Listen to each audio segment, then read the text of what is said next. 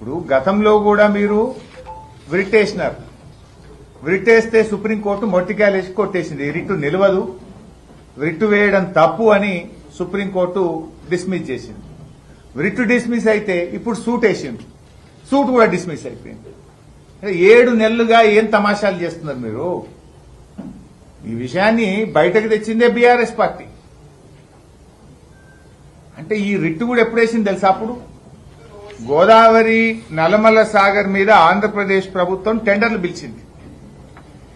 టెండర్లు ఫైనల్ అయిపోయి టెండర్లు ఓపెన్ అయ్యేదాకా కోర్టులో కేసు వేయలే. సో దట్ టెండర్లు మళ్ళీ ఎక్కడైనా కోర్టు స్టే ఇస్తుందేమో అని 11 డిసెంబర్ 2025 నాడు టెండర్లు క్లోజ్ అయినాయి.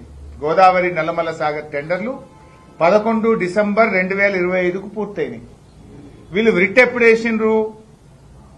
16 డిసెంబర్ 2025 టెండర్లు అయిపోయినాక 5 రోజులకు సుప్రీంకోర్టులో రిట్ వేసింది. సుప్రీంకోర్టు అన్నది ఇలాంటి కేసుల్లో రిట్ వేయడానికి వీలు లేదని, అది కూడా తప్పుడు లోపభూయిష్టమైన రిట్ వేస్తే సుప్రీంకోర్టు మొట్టికాయలేసింది, రిట్ డిస్మిస్ చేసింది. రిట్ డిస్మిస్ అయితే సూట్ వేసింది, సూట్ ఇవాళ అది డిస్మిస్ అయిపోయింది.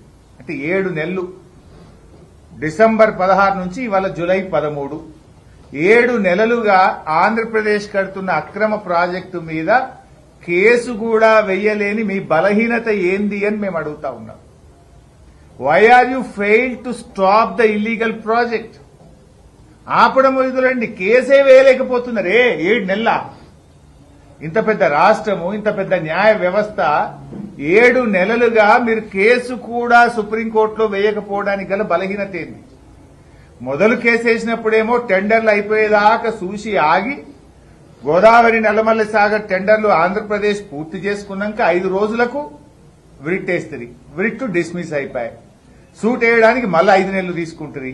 ఆ సూటు ఇవాళ లోపభూయిష్టమైన సూటు తప్పుడుగా వేసిందని సుప్రీంకోర్టు ఉన్నత న్యాయమూర్తులు మొట్టికాయలేసి ఈ సూటు చెల్లది, ఇది ప్రొసీజర్ ఫాలో కాలేదు, ఈ సూటును డిస్మిస్ చేస్తున్నామని ఎత్తి అవతల పడేసింది.